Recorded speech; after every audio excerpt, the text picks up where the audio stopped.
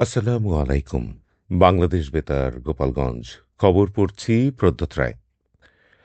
বিএনপির নির্বাচনী প্রতিশ্রুতির অংশ হিসেবে ফ্যামিলি কার্ড বিতরণ কার্যক্রমের আওতায় গতকাল প্রধানমন্ত্রী তারেক রহমান মৌলভীবাজার থেকে ভার্চুয়ালি যুক্ত হয়ে দেশের অন্যান্য জেলার মতো গোপালগঞ্জেও ফ্যামিলি কার্ড বিতরণের উদ্বোধন করেন।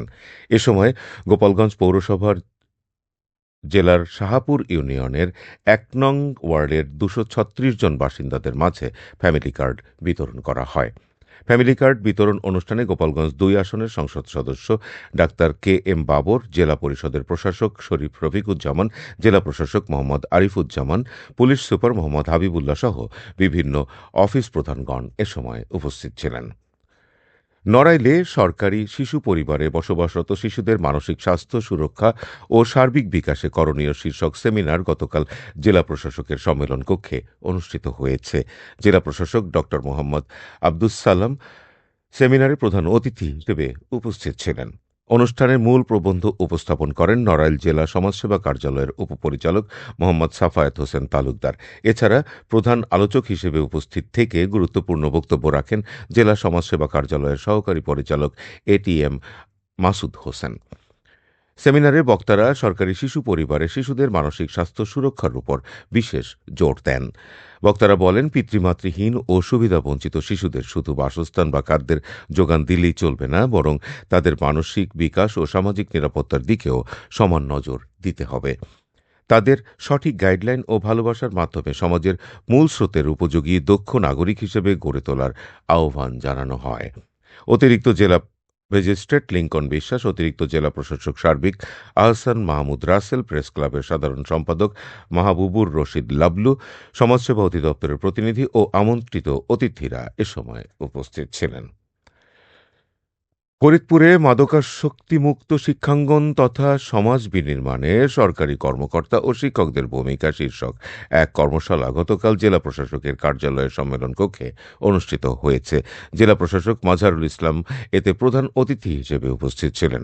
কর্মশালায় বক্তারা বলেন, মাদকাসক্তি সমাজ ও পরিবারের জন্য মারাত্মক ক্ষতিকর। তরুণ প্রজন্মকে রক্ষায় খেলাধুলা, সাংস্কৃতিক কর্মকাণ্ড ও সচেতনতা বৃদ্ধির মাধ্যমে সমাজে মাদক বিরোধী আন্দোলন গড়ে তুলতে হবে। বক্তারা আরও বলেন, মাদকমুক্ত সমাজ গঠনে আইনশৃঙ্খলা বাহিনী, শিক্ষক ও প্রশাসনের সমন্বিত ভূমিকা অত্যন্ত গুরুত্বপূর্ণ। মাদকের বিরুদ্ধে সামাজিক সচেতনতা বৃদ্ধি এবং কঠোর আইন প্রয়োগের ওপর গুরুত্বারোপ করা হয়। অতিরিক্ত জেলা প্রশাসক শিক্ষা ও আইসিটি সুস্মিতা সাহার সভাপতিত্বে police super Mohammad Nazrul Islam, civil surgeon Faridpur doctor Mahmudul Hasan, জেলা শিক্ষা অফিসার বিষ্ণুপদ ঘোষ, জেলা মাদকদ্রব্য নিয়ন্ত্রণ অধিদপ্তরের উপপরিচালক শিরিন আক্তার এবং বিভিন্ন শিক্ষা প্রতিষ্ঠানের শিক্ষক সহ অন্যান্য ব্যক্তিবর্গ এ সময় উপস্থিত ছিলেন।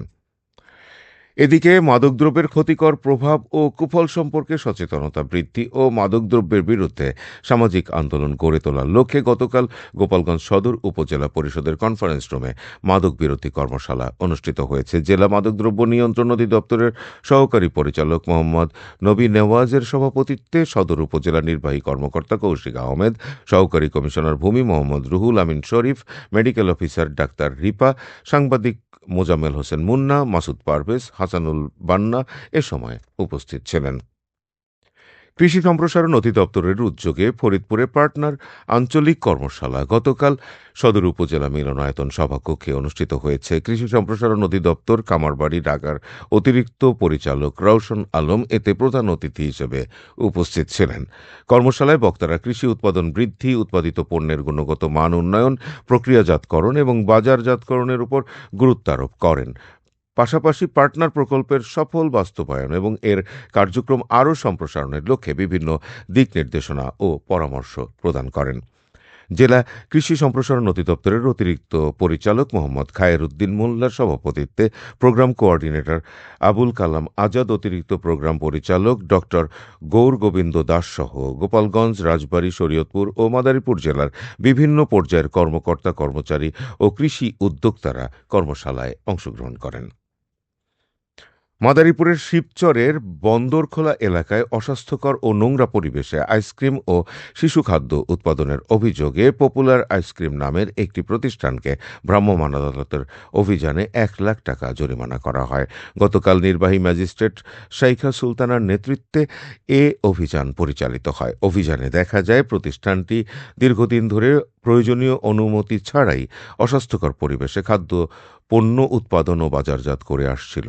অভিযোগের সত্যতা পাওয়ায় ১,০০,০০০ টাকা জরিমানা করা হয়।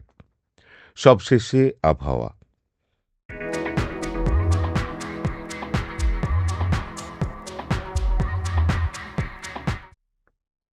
আজ বেলা ১টা পর্যন্ত দেশের অভ্যন্তরীণ নদীবন্দরসমূহের জন্য আবহাওয়ার পূর্বাভাসে বলা হয়েছে রংপুর, টাঙ্গাইল, ময়মনসিংহ, ঢাকা, খুলনা, বরিশাল, পটুয়াখালী, কুমিল্লা, নোয়াখালী, চট্টগ্রাম, কক্সবাজার এবং সিলেট অঞ্চলসমূহের উপর দিয়ে দক্ষিণ অথবা দক্ষিণ-পূর্ব দিক থেকে ঘণ্টায় ৪৫ থেকে ৬০ কিলোমিটার বেগে অস্থায়ীভাবে দমকা অথবা ঝোড়ো হাওয়া সহ বৃষ্টি অথবা বজ্রবৃষ্টি হতে পারে। এসব এলাকার নদীবন্দরসমূহকে ১ নম্বর সতর্ক সংকেত দেখাতে বলা হয়েছে। খবর শেষ হলো। আমাদের পরবর্তী স্থানীয় খবর প্রচারিত হবে সকাল ১০টা ৩০ মিনিটে বাংলায়।